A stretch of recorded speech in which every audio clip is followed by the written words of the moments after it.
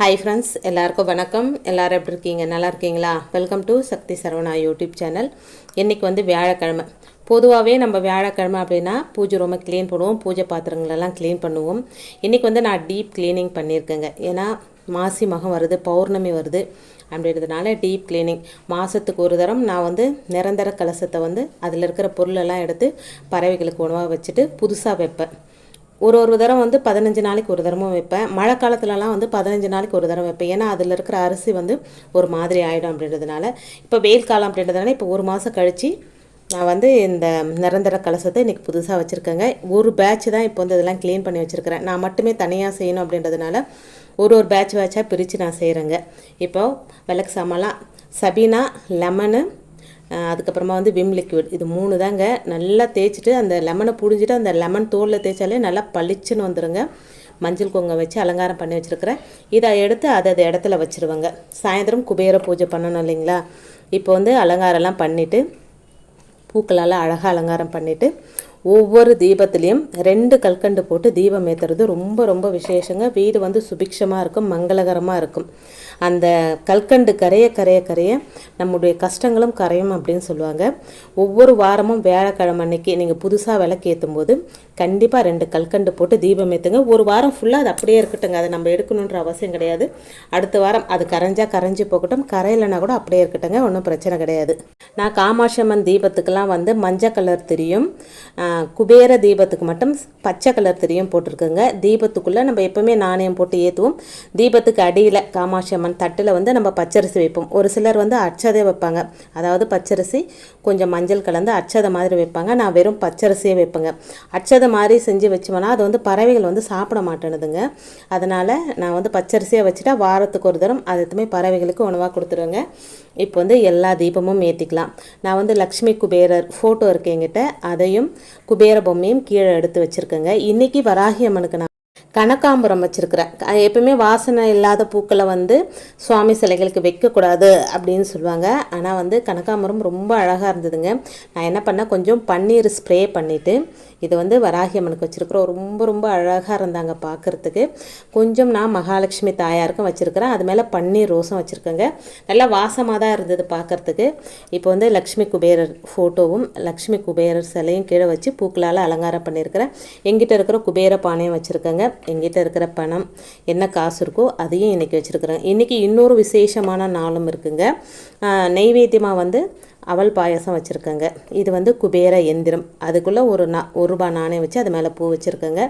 இப்படி தான் குபேரருடைய எளிமையாக பூஜை நான் செஞ்சுக்கிறேங்க. இப்போ இந்த குபேர பானையில் இருக்கிற காசை எடுத்து நம்ம கையில் கொட்டிட்டு அது வந்து நல்லா குபேரருக்கு அர்ச்சனை பண்ணிக்கலாங்க. குபேரருக்கும் லக்ஷ்மி தாயாருக்கும் அர்ச்சனை பண்ணிக்கலாம். ஓம் குபேராய நமக, ஓம் லக்ஷ்மி குபேராய நமக அப்படின்னு சொல்லி நம்மக்கிட்ட எவ்வளோ காசு இருக்குதோ அதை வச்சு அர்ச்சனை பண்ணிக்கலாங்க. சில்லற சத்தம் நல்லா வீட்டில் இருக்கிறவங்களுக்கு எல்லாருக்கும் கேட்குற மாதிரி அந்த சில்லற சத்தம் நம்ம கையில் கொட்டி அந்த பானைக்குள்ளே போடும்போது நல்லா சத்தத்தோடு போடும்போது ரொம்ப விசேஷங்க. இது எல்லாருக்கும் தெரிஞ்ச விஷயமாக தான் இருக்கும்.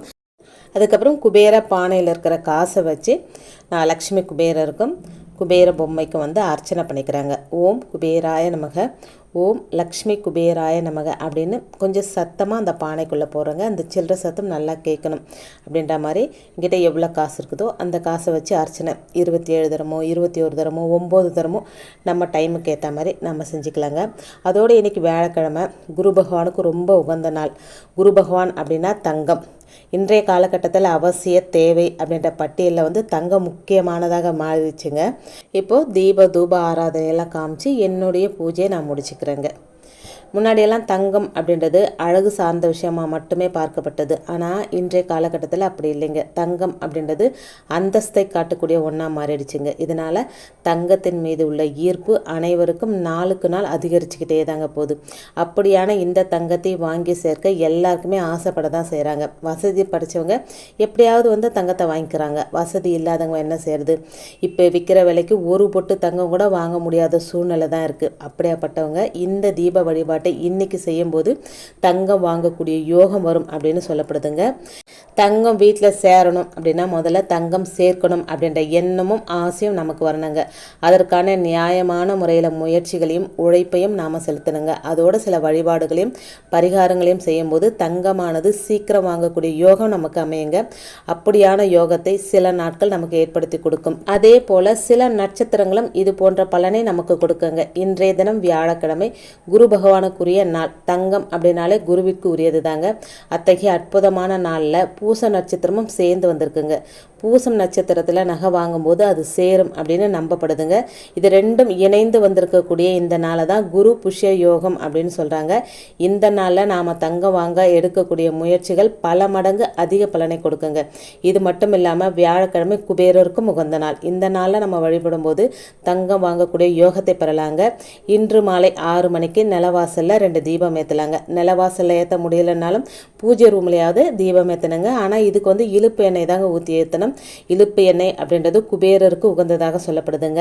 இன்றைய தினம் இந்த தீப வழிபாட்டை தொடங்கி தொடர்ந்து 41 நாட்கள் இந்த தீபத்தை ஏற்றணுங்க. இந்த தீப வழிபாடு தங்கம் வாங்கக்கூடிய யோகத்தை உங்களுக்கு ரொம்ப உகந்ததாக சொல்லப்படுதுங்க.